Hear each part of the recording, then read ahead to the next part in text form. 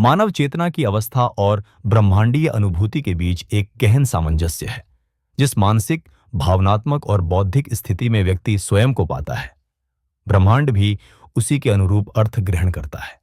अर्थात शरीर में हम जिस अवस्था में रहते हैं, संसार में भी उसी अवस्था में हम अपने को पाते हैं।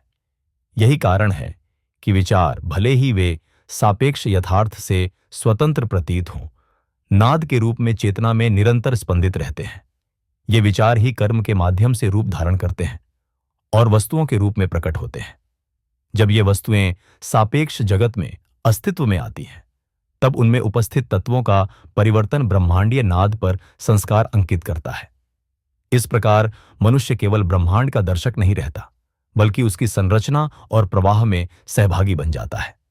नाद का यह आदान प्रदान एक सतत प्रक्रिया है, जो यह संकेत देती है कि सृष्टि कोई स्थिर संरचना नहीं, बल्कि चेतना, विचार और कर्म के बीच चलने वाला एक अविराम संवाद है। इस आधुनिक दर्शनात्मक दृष्टि से नाद को समझना स्वयं को समझने की प्रक्रिया बन जाता है, और स्वयं को समझना अंततः ब्रह्मांड को जानने का मार्ग। इस समग्र चिंतन से यह प्रतिपादित होता है कि नाद केवल ध्वनि नहीं, बल्कि सृष्टि और चेतना की मूल शक्ति है।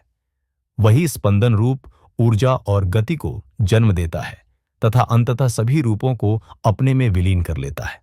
ब्रह्मांड और मानव दोनों इसी नादात्मक प्रवाह की अभिव्यक्तियां हैं, अलग सत्ता नहीं। नाद की अनुभूति बाह्य खोज से नहीं, बल्कि अंतर्मुखी बोध से संभव होती है। जब चेतना रूप और इंद्रियों की सीमाओं को पार करती है, तब आत्म और ब्रह्मांड के बीच का भेद मिटने लगता है। इस प्रकार नाद का बोध स्वयं को जानने की प्रक्रिया बन जाता है, और स्वयं को जानना ही ब्रह्मांड के शाश्वत सत्य को समझना है। इसी नाद से हमारा जन्म होता है और उसी पर चेतना के भाव अंकित होते हैं। जब हम प्रार्थना के द्वारा अपने भीतर शुभ परिवर्तन लाते हैं, तो ब्रह्मांडीय नाद के साथ एकाकार होकर हम धीरे धीरे अपने चारों ओर की वस्तुओं और ऊर्जा को सकारात्मक रूप से बदलने लगते हैं, जिसका सीधा प्रभाव हमारे जीवन पर पड़ता है।